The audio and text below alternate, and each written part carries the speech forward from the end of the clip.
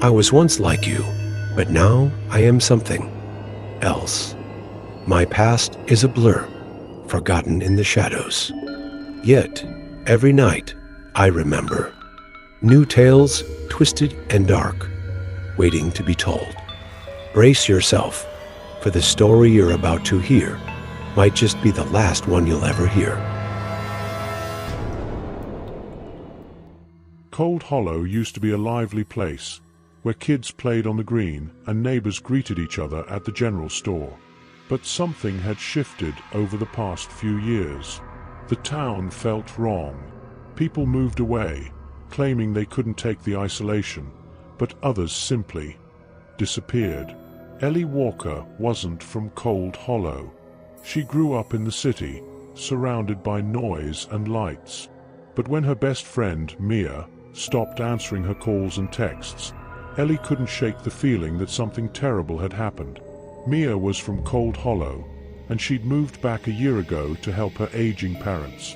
Ellie had to know why she'd gone silent. When Ellie arrived, she found the town hollow, lifeless. The diner, the only spot open past dusk, was dimly lit, and the waitress barely looked at her as she poured her coffee. "I'm looking for Mia Wilkes," Ellie said, trying to keep her voice steady. The waitress paused, her hand trembling slightly as she set down the coffee pot. "She left," the woman said curtly, her eyes darting to the sheriff sitting at the counter. He was a big man, his face weathered and pale, his uniform crisp as if he was waiting for something, or someone. "She didn't tell me she was leaving," Ellie pressed.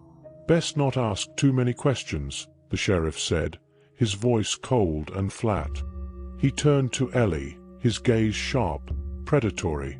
"Some people don't like strangers poking around."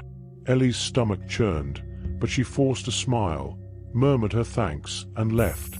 That night, she couldn't sleep. She kept replaying Mia's last voicemail, her voice strained and hurried. "Ellie, something's wrong. People aren't right. The message had cut off abruptly. Ellie gripped her phone tightly. She had to know the truth. She grabbed her flashlight and made her way to the woods. Mia had always loved the trails there, and Ellie thought she might find a clue, some sign of what happened. The forest was eerily quiet, the kind of silence that made the hair on your neck stand on end. Ellie's boots crunched against the frosty ground, each step feeling heavier than the last.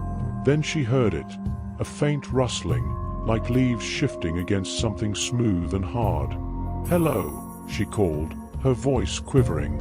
A hiss answered her, low and guttural. Her flashlight wavered as her hands shook, the beam catching glimpses of something impossible. Scales, shimmering greenish gold, moving like liquid under the pale moonlight. Her breath caught in her throat. "Ellie." The voice was soft, familiar. Her heart leapt. "Mia," she whispered, her voice breaking. A figure stepped out from the shadows. It looked like Mia, her dark curls, her wide, familiar eyes, but her skin was wrong. It shimmered unnaturally, her pupils narrowing into vertical slits. Ellie stumbled back, shaking her head. "Mia, what happened to you?" Mia's mouth opened, revealing sharp teeth, too sharp. "You shouldn't have come," she whispered. "They'll take you too." Before Ellie could run, a cold hand clamped around her arm, dragging her into the shadows. Her flashlight hit the ground, the light spinning wildly before fading out. The next morning, Ellie's car was found at the edge of the woods. The doors were open, her phone left on the passenger seat. No one in Cold Hollow mentioned her name. No one went into the forest. And at night, when the wind blew just right, you could almost hear the whisper of scales sliding over dry leaves, and the faint echo of a voice calling for help.